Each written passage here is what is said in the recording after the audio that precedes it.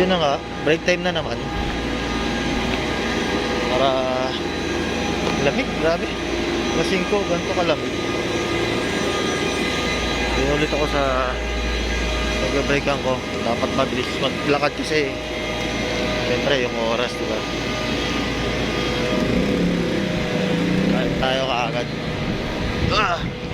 Ngayon mahuhulog pa ako Boh.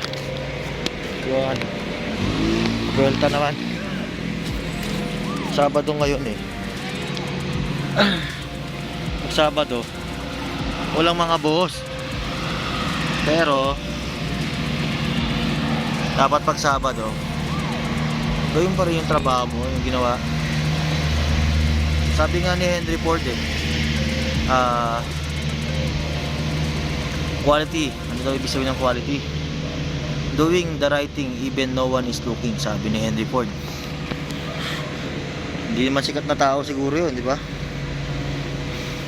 Bawon ko, smoothies, yan.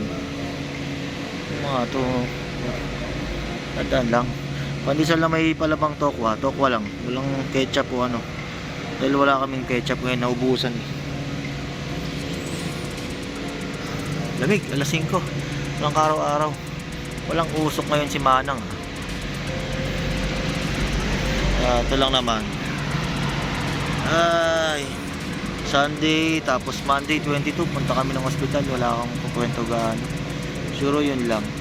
Siguro yung katahimikan lang ng mga tao ngayon dito sa trabaho. Parang siyempre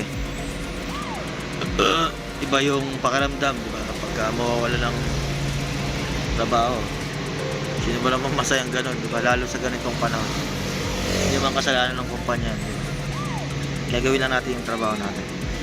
Kasi kain muna ako ulit. Kasi siyempre kahit walang boss, dapat gawin pa rin natin yung tama. Kasi yun nga, yung doon tayo binabayaran sa paggawa ng tama, diba? Kasi parang nung panahon na wala kang trabaho, gustong-gusto mo makapasok, no? Gagawin mo lahat para makapasok ka. Ngayon nasa loob ka na, dapat ganun pa rin yung mindset. Gawin mo pa rin yung mindset mo sa trabaho na makapasok ka. Isipin mo lang kung gaano ka ka-bless. Over sa milyong tao sa Pilipinas pa lang, diba? Yung iba nag-strive parang makakain. Iba wala pa sa 1/4 o wala pa sa kalahati ng pamumuhay mo ngayon. Kaya alagaan natin kung ano meron tayo. Kain muna ako.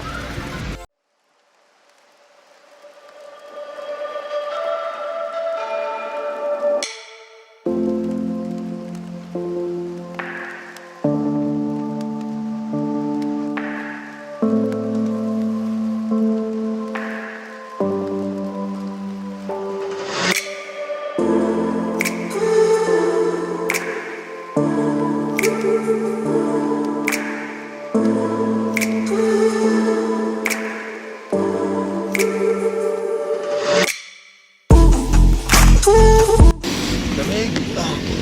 Ito, mga baunan. Gusto naman ako kumain. Wala naman akong gagawin. Dahil malamig, wala ring araw. Balik na lang tayo, di ba? At least makapag-close pa ng tuk-tuk.